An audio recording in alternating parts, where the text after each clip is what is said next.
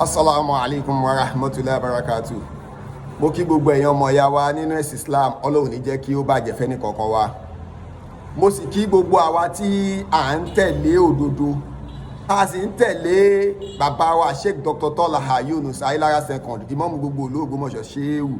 Àti gbogbo àwa tá a gbà náà látara pé most ò bá ọ̀rọ̀ yìí láti bẹ̀rẹ̀. Àárín ilẹ̀ lòmíì ti rí. Kò dẹ̀ sí tẹ́lòmíì sọ ju pé ó rọ́bà fí o kò rọ́bà fí o. Gbogbo ìgbàlè mi sì máa ń sọ pé àkọ́kọ́ ìmáàmù gbogbo ìlú Ògbómọ̀ṣọ́ Sheikh Dr. Tọ́lá Yunus. Ìmáàmù Ògbómọ̀ṣọ́ kì í ṣe alárìífín èèyàn. Wọn ò fìgbà kankan rí bàbá wa kábíyèsí ọba Gánjì Àfọlábí Òrùmọgẹ̀gẹ̀ kábíyèsí wọn ò rí wọn fín nígbà kankan. Gbogbo èyí tí oníkálukú kàn ń gbé kiri ìyìn tó oníkálukú rí ni wọ́n ń sọ látara wípé wọn ò bá ọ̀rọ̀ níbẹ̀rẹ̀. Ó gbọ́ba lọ court kò gbọ́ba lọ court gbogbo ìgbàlè mi ti ń sọ several times bó tiẹ̀ jẹ́ pé àwọn kan ń fi etí tó dáa gbọ́ àwọn kan sì ń fetí àbùkù gbọ́. Ìmáàmù ò gbé ọba lọ sí court. Ìmáàmù sèfù ààyè wọn ni ọ́fíìsì wọn ni wọ́n sèfù látara wípé kí ni àkọ́kọ́ wọ́n ní kí ìmáàmù Ògbómọ̀ṣọ́ kí wọ́n step aside torí wípé àwọn ẹbí wọn sọ wípé wọ́n ń ṣọmọ inú ilé Ayilara. Báwo làá ti ń ṣerú ẹ̀ ká sọ pé ẹni yóò wọ́n ti install ẹ o as a governor o kọ́ máa ní torí pé wọ́n dìbò kò wọlé o step aside o kẹ́ẹ̀sì kọ́kọ́ lọ yanjú kóòtù náà kẹ́ẹ̀ tó bá wá yanjú kóòtù tán wá dá padà ṣọ́ ń ṣerú ẹ̀. Ókè tó bá ní kọ́ step aside ta ni ó máa padà máa wá kírun nínú mọ́sálásí. Ṣebí tó bá já sí pé ìmáàmù Ògbómọ̀ṣọ́ step aside ṣebí ohun tí ìbá ṣẹlẹ̀ òun náà ló padà ṣẹlẹ̀ tó padà fi Àbíbù jẹ ìmáàmù láàfin. Èyí tó bí ọ̀rọ̀ ilé ẹjọ́ nìyẹn lákọ̀ọ́kọ́ ọ̀rọ̀. Lórí ọ̀rọ̀ ẹbí kò ṣẹbí gbogbo ìgbàlè mi sọ wípé ó dàbí ẹni wípé agreement kan wà. Ẹjọ́ ẹ fetí dáadáa gbọ́rọ̀ mi o. Agreement kan wà láàárín àwọn parakò yìí mi ìfẹ́ sọ ọlòmíì ni mo ṣe mú parakò yìí nìkan torí pé mo rí wípé parakò yìí ní àṣẹ nínú ààfin láti lè bá wọn tó bá yẹ kán bá sọ̀rọ̀. Ó wá dàbẹ́ nígbà agreement kan wà láàárín wọn sínú ilé Ayilara. Òun ló bí gbogbo wàhálà yìí torí wípé kí ni mo gbé picture kan jáde tí mo post tí bàbá wa torí bàbá wa náà là á pè wọ́n ẹlòmíì ni kò yẹ ká pè wọ́n bá irọ́ o bàbá ẹni tó bá ti jẹ́gbọ́n àfáà wa bàbá náà ni wọ́n jẹ́ sí wa so àwa gbọ́dọ̀ tàbùkù bà inú ilé wọn torí pé kí ni gbogbo àwọn tó wà nínú ilé wọn pátápátá a gbọ́dọ̀ pọ́n wọn lé. Àwọn ará àta tí wọ́n bá dá sí la gbọ́dọ̀ yẹ̀yẹ́ bí àwọn Jamiu Ọládayọ̀ ẹni àbùkù làwọn yẹn bí àwọn òrọ́kù tó pọ̀ Yusuf àbí Kọ́dírì Ọládayọ̀ àbí kí ló ń jẹ́ ẹni àbùkù ni wọ́n àti gbogbo búsẹ̀ẹ̀tì wọn bẹ́ẹ̀ tán bá ti ń dá sí ọ̀rọ̀ tí ò yẹ kán dá sí. Àmọ́ àwọn ẹ̀gbọ́n ìmáàmù Ògbómọ̀ṣọ́ gbogbo wọn tó bá fẹ́ máa sọ̀rọ̀ jọ má tàbùkù bánú ilé yẹn. Ìjà ló dé lórí dòwe. Bàbá wa Abdulfatah Ayilara mo kí yín o kí ló dé tẹ̀ ń ṣàbòsí. Àbòsí ẹ̀ ń ṣe yìí now mo posti ẹ wá ń ṣépè tó posti eléyìí kò ń ṣe photoshop now eléyìí ò ń ṣe AI kì í ṣe photoshop. Ó dà tẹ́ bá wá sọ wípé photoshop lélẹ́yìí òkè o àti gbọ́ o. Ó yá fídíò eléyìí nǹkan.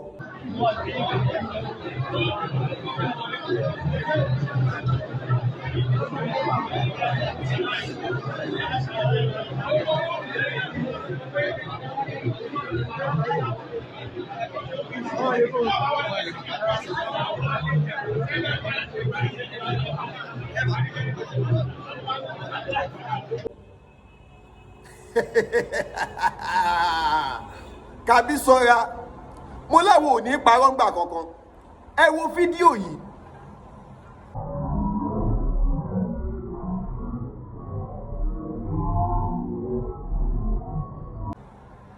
ẹ wo bí bàbá wa Abdulfatai Ayilara bí wọ́n ti ń tẹ̀lé Ìmáàmù Ògbómọ̀ṣọ́, àwọn ni wọ́n tẹ̀lé wọn dénú ààfin. Èmi sọ wípé àwa wà ń bẹ̀sẹ̀, wọ́n tẹ̀lé wọn dénú ààfin àwọn pẹ̀lú àwọn tí wọ́n sign. Ẹ lọ wo signatory tí Ìmáàmù Ògbómọ̀ṣọ́ sign. Ṣé bàbá wa Fatai ò sign pé nínú ẹbí wọ́n léèrè o tó wá sọ lẹ́yìn pé kì í ṣe ọmọ inú ilé wọn? Ṣé táwọn bá ṣe findings tó yẹ wọ́n máa sign? Ẹ wá ń sọ pé a gbé fọ́tò jáde lásán, ẹ wá ń sọ pé photo shoot ni kí ló dé?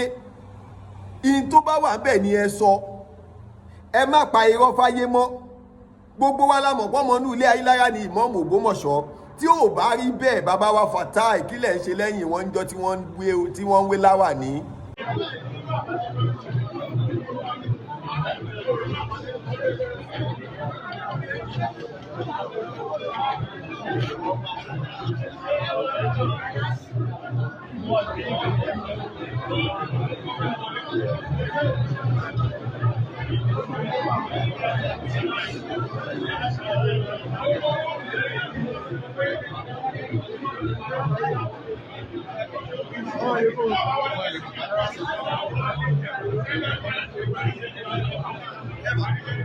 Ṣé ẹ jẹun jọ náà ni?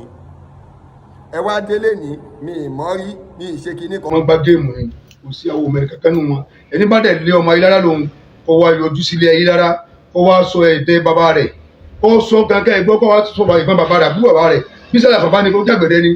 Ẹ̀yin náà free ẹni bàtà ti jọ ọmọ Ògbómọ̀ṣọ́, ọmọ ilé Ayilara dáadáa, ọmọ kẹgbẹ́rẹ́ ọmọ sẹlẹ̀ fún ẹ free bí wájú ẹ wá wò tí wọ́n wá sọ àyè wọn bẹ̀. Ọlọ́run Olódùmarè kò ní jáde sùn, ogun èṣù tó ti wọlé ó ti jáde, Ọlọ́run jẹ́ ká rí mọ́. Assalamu alaikum wa rahmatullahi wa barakatuh. Lẹ́ẹ̀kan sí orúkọ mi ní Prince Fatai Àkànní Adésínà ọmọ Ayilara. Mi ò kì í ṣe Olúsínà, Adésínà lè rìn. Ẹ mọ̀ rí títí ẹ̀ẹ́dẹ̀jọ lọ nú ilé, ẹ mọ̀ rí ẹjọ́ lọ ṣòye nínú ààfin, ẹ mọ̀ rí ẹjọ́ kò ń jó oyè, ẹ mọ̀ rí ẹjọ́ ṣe interview. Gbogbo iná lẹ̀ hèlì Ìmáàmù Ògbómọ̀ṣọ́ pé Ìmáàmù Ògbómọ̀ṣọ́ Ìmáàmù Ògbómọ̀ṣọ́ torí pé ẹ ti rẹ́ni ìlẹ́ni ọlọ́mọ kékeré ẹ fẹ́ rẹ jẹ.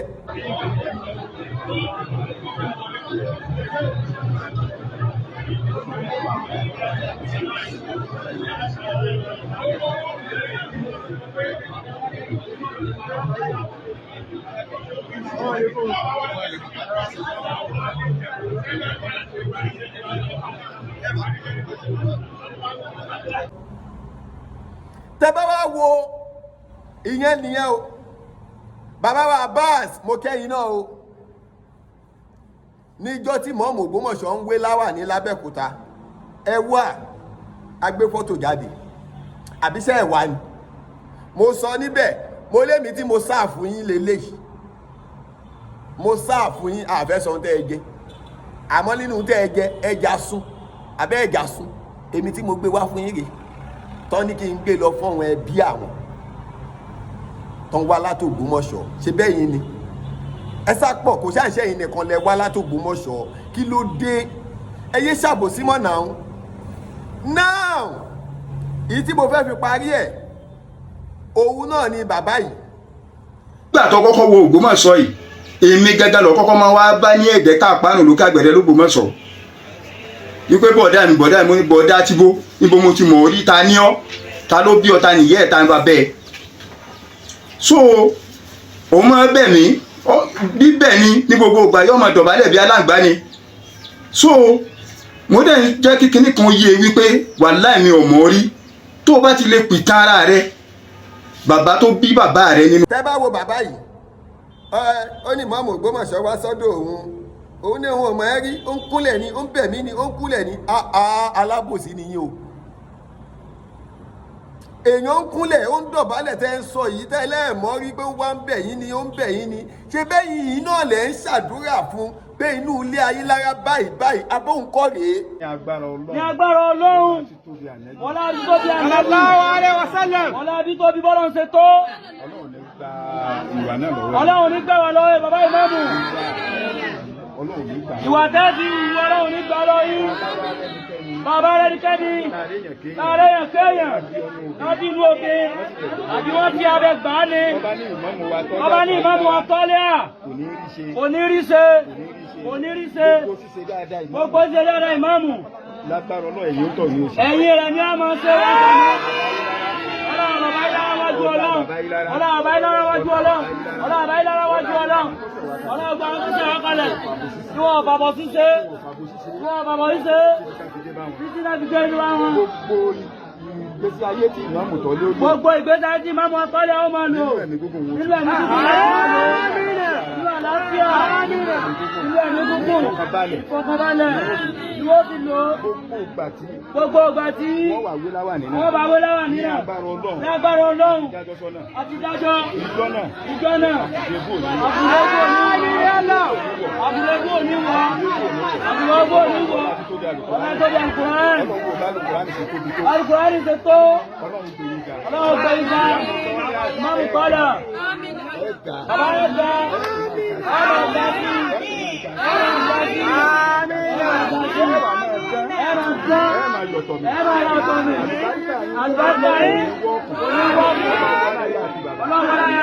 Bàbá jẹ́lẹ̀ Ayilara.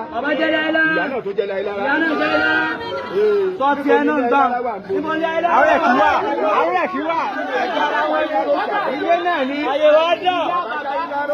Bàbá jẹ́lẹ̀ òkè ìyá náà. Ìyá náà jẹ́lẹ̀ òkè àgbẹ̀dẹ.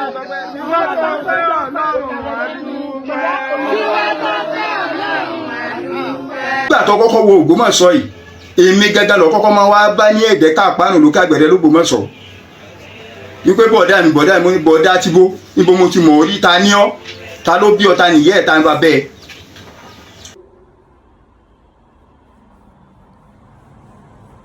So gbogbo ẹ̀yin ọ̀jọ̀gbọ́n mo sì máa ń wo gbogbo àwọn tí àwọn opponent gbogbo ẹ̀yin tẹ́ ń ṣe kinní náà tẹ́ fi ń takò mọ́ Ògbómọ̀ṣọ́.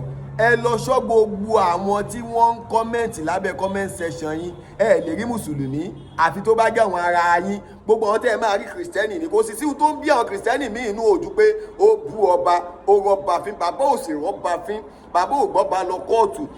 Step aside òun ló ń bí à ń lọ sí ilé ẹjọ́. Báwo lẹ ṣe máa ní kéèyàn ó step aside nígbà tó ì tí ìyanjú ọ̀rọ̀ inú ilé wọn? Kò sì sí ohun tó ń ṣẹlẹ̀ nínú ilé wọn, àbòsí ni. Gbogbo wọn náà ti rí i pé ohun tó wọ́n ṣe yìí ó ti jó jájó wọn lójú, agídí ni wọ́n dẹ̀ fi ń ṣe. Ó dá gbogbo àwọn tó ń jáde yẹn, ìwọ nínú ọmọ inú ilé Ayilara gangan tó jọmọ ilé Ayilara gangan ni o, mi ò sọ pé àwọn alábòsí o kó jáde kó sọ pé tẹ́ bá wá wo sẹ́ẹ̀tì àwọn tí wọ́n ń pariwo yìí, àwọn tí wọ́n wá láti Kaduna ni. Ṣé Kaduna nìkan ni ilé Ayilara wà? Ó yẹ bí wọ́n léèrè ṣé ilé Ayilara ò sí ń Bàdágìrì àbó wà tí kọ́ wá búra ọ̀kúmọ̀jù búra lọ kọ́ dẹ̀ ṣe pé ṣé ilé Ayilara ò sí ní Ghana ẹni kọ́ wá búra. Ilé Ayilara pọ̀ lọ káàkiri. So kí ló wá dé tẹ wá ń sọ wípé ẹ̀yin ti Kaduna nìkan lẹ sọ pé ẹ̀yin nìkan ni ìmáàmù lóye ìmáàmù tọ́ sí torí pé kí ni gbogbo yín lẹ́jọ́ lẹ́tọ̀ọ́ sóyè ìtẹ́ ń fẹ́ lọ́dọ̀ mọ́ọ̀mù ní kẹ́ ẹ sọ fáyé pé kì í ṣọmọ inú ilé yẹn irọ́ lẹ̀ ń pa ìwọ tó wá ń jáde ìmọ̀ rúfù àbí kí ló ń pe rẹ̀ tí yẹn wà lẹ́kọ̀ọ́ tó máa lọ kó sínú yàrá kan tó ń sọ̀rọ̀ mọ́rànwọ̀ràn tí ò bá lẹ́nu nítorí tẹ́ fẹ́ jẹ sì ronú àtúbọ̀tán gbogbo ẹ̀yin mùsùlùmí tẹ́ ẹ wà nídìí àbòsí tẹ́ ẹ sì mọ̀ ronú àtúbọ̀tán o. Àwọn kìrìsìtẹ́nì kan sì wà nù yín tí wọn náà wò pé kíní yóò lè rí báyìí kò lè wọ́ọ̀kì báyìí. Àwọn kan sì wà nù yín kò sí ohun táwọn yẹn ń ṣe ojú pé àwọn ò tiẹ̀ fẹ́ mùsùlùmí rí náà tẹ́lẹ̀ rárá. Òun ló ń bí gbogbo rọ́bà fín gbogbo yín wá ń lọ ẹsẹ̀ yẹn níbẹ̀rẹ̀ pẹ̀pẹ̀ ẹ̀ sọ pé ó rọ́bà fín. Mọ̀rúfù lọ wo gbogbo fídíò ẹ̀ láti bẹ̀rẹ̀ ibo ló ti kọ́kọ́ sọ pé ó rọ́bà fín tẹ́lẹ̀ kò ń ṣọmọ lélẹ̀ ń sọ tẹ́lẹ̀ kí ló wá bí pé ó rọ́bà fín orí Ibu TV gbogbo ọ̀rọ̀ kù tó pọ̀ ebo ló wá ti bí ó rọ́bà fi ń sìn yín a tún máa rí ó kó kinní kan jẹ 30 million kinní kan million nínú mọ́sálásí àkọ́kọ́ báwo náà ṣe máa tún mọ́sálásí ṣe tán máa fi pè yín ṣe ẹjọ́ lóye mọ́sálásí mọ́ ni ìjọ ilẹ̀ ti wá mọ́sálásí ẹni tó ń pa owó ló mọ tó ń pa àwọn tó dẹ̀ jẹ́ kọmitì náà mọ bí tó ń kó owó sí. So ó pawó kò pawó, ó mú owó kò náwó, ó da èlò lówó tiẹ̀ ń bẹ̀. So gbogbo àwọn ọ̀rọ̀ jákujàku tí ò tiẹ̀ ṣe máa fetí gbọ́. Ó da gbogbo ẹ̀yin kìrìsìtẹ́nì tẹ́ ẹ ní gidi kan ó ṣe gbá ó ṣàwo, ó da nígbà tí pásítọ̀ kan ní God need 1 billion naira nígbà náà ṣé gbogbo yín challenge pé kí ni God fẹ́ fi 1 billion ṣe? Ẹ yé ṣàbòsí náà. Ó ṣe jẹ́ mùsùlùmí lẹ́nìkan lẹ máa fẹ́ máa wò pé kẹ́ ẹ máa kọ yẹpẹrẹ wa. It's not possible, it's not done like that.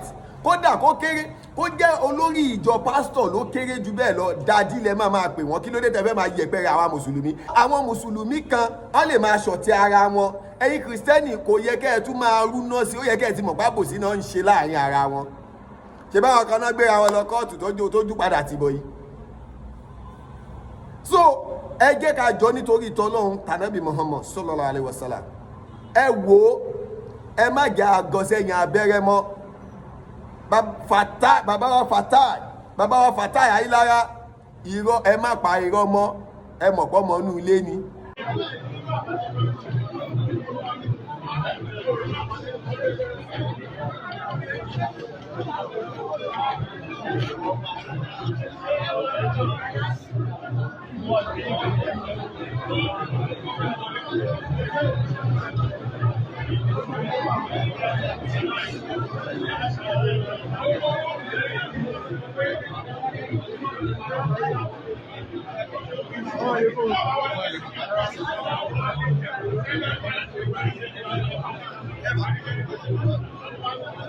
Tẹ́ ẹ̀ bá mọ̀ bẹ́ẹ̀ ní máa tó tẹ̀lé gọ́gọ́gọ́ báyìí. Kódà ẹjọ́ yẹn gan ẹ̀ fẹ́ káwọn ọmọ kéwú gan dúró lẹ́gbẹ̀ẹ́ wọn, ẹ̀ ń gáìdì wọn ni.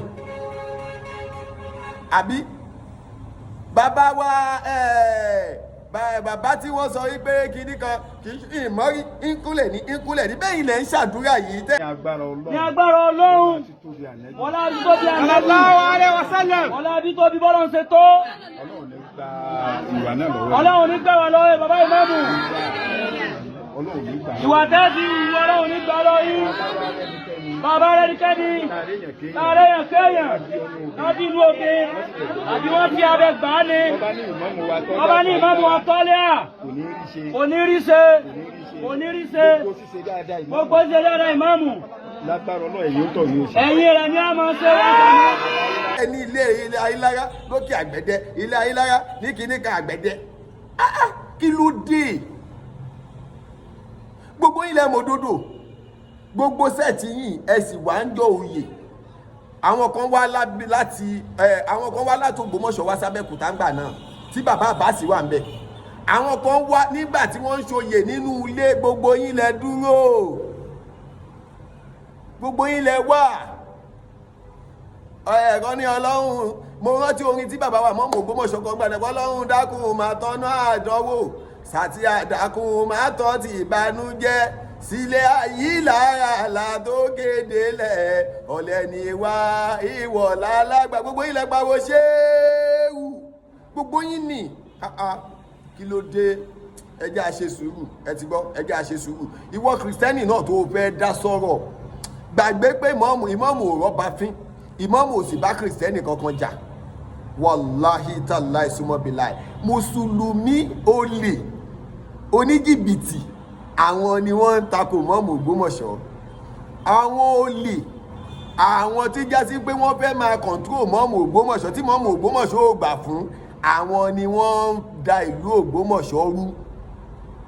Àwọn tó yẹ kẹ́ ẹ bú wọn. Gbogbo fídíò la evidences là ń gbé wá, kò sí ẹ lọ wo Kàbísọ́lá láti bẹ̀rẹ̀ dé tí mò ń ṣe lọ́wọ́ yìí, ẹ rí evidences lóríṣiríṣi. Ibo ni Kàbísọ́lá ti wá ń parọ́?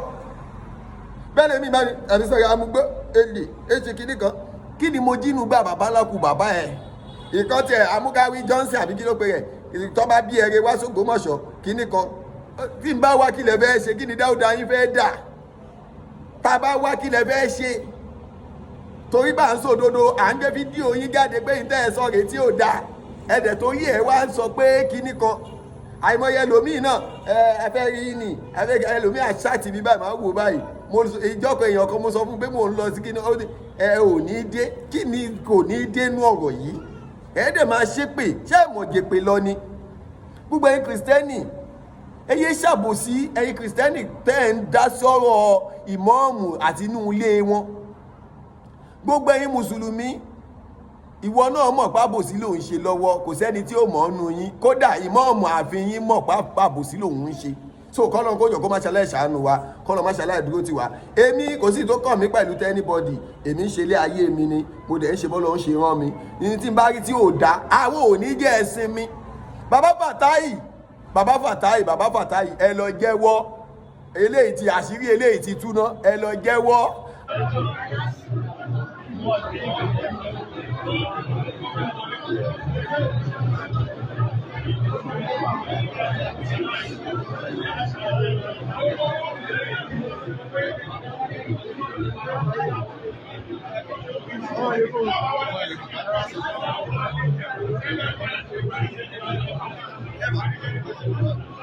Ọmọlé Ayilara ni Imam Ogbomọṣọ ọmọlé Ayilara ni gbogbo yín náà lẹ mọ̀ bàbá Àbáàsì ẹ̀yin náà mọ̀ bàbá wa tó ń sọ̀rọ̀ yìí ẹ̀yin náà mọ̀ gbogbo yín lẹ mọ̀ kí lẹ ń ṣàbòsí fún tẹ́ bá fẹ́ lọ́wọ́ Imam Ogbomọṣọ ni ẹ béèrè yóò ṣe fún yín kọ́lọ́n kó jọ kó má jẹ́ ó bàjẹ́ fẹ́ni kọ̀ọ̀kan wa bàbá wa ọba Gándì Afọlábí òun mọ kẹ̀kẹ́ kábíyèsí ìlú òní dàrú mọ́ yín lọ́wọ́ gbogbo ẹni bá lóun fẹ́ rí yín fín òun ni Ọlọ́run nu àwọn ọ̀rẹ́ àní rí yín fín àmọ́ ẹ̀yin náà ẹ jọ nítorí tọlọ́run ẹ bá wa gba ẹ̀bẹ̀ Imam Ogbomọṣọ Imam Ogbomọṣọ kọ́ ló ṣẹ̀yìn àwọn ẹni yìí ni wọ́n fẹ́ máa dọ́gbọ́n dàárín yín rú torí wípé kí ni àríjẹ níbi màdàrú ni wọ́n ohun tó ń ṣe wọ́n nù wọ́n kàn ń parọ́ ni bàbá wa ọba Gándì Afọlábí òun kẹ̀kẹ́ kábíyèsí kò ní burú fún bàbá wa Imam gbogbo ìlú Ògbómọ̀ṣọ́ ṣe é wù Ọlọ́run níjó bàjẹ́ gbogbo ẹ̀yin tẹ̀ lódodo gbogbo ẹ̀yin kìrìsìtẹ́nì ẹ̀yin mùsùlùmí àyìn oníṣẹ̀ṣe náà tẹ̀lé òdodo Ọlọ́run níjó bàjẹ́ fẹ́ni kọ̀ọ̀kan wa ìwọ tó wá sọ pé gbégé ìtẹ́sẹ̀ irẹ́ ni nàláì tọ́ ìjọ tó bá kọ ọmọ tiẹ̀ náà báyìí ó ṣe máa takò wọ́n nù sàlámù àlékún ẹjọ́ ẹ jẹ́ kí mi ó jẹ ẹ jẹ́ kí n fi ń jẹ pọ̀pọ̀ Ọlọ́run yóò bàjẹ́ fẹ́ni kọ̀ọ̀kan wa so kàbí sọ́ra àwọn òsì ló nírọ́ òdodo làwa sọ ìwọ ló máa wá mọ̀ bóyá ẹ̀rọ ló fẹ́ tẹ̀lé àbódodo ìwọ tó bá wá tẹ̀lé òdodo yẹn lógo tọlọ́run àwọn ọmọ tiẹ̀ náà wọ́n á pàdé aláàánú àwọn ọmọ tiẹ̀ náà wọ́n níra takò bàbá ìwọ tó bá wá sọ pé irọ́ ní gbogbo ìdá sọ ìgbogbo ọmọ tí wọ́n náà bá bí láyé wọ́n pàdé alátakò èpè kọ́ gbogbo ọmọ tí wọ́n náà bá bí láyé wọ́n pàdé alátakò Ọlọ́run níjó bàjẹ́ fẹ́ ní kọ̀ọ̀kan wa sàwọn àrẹ òkú.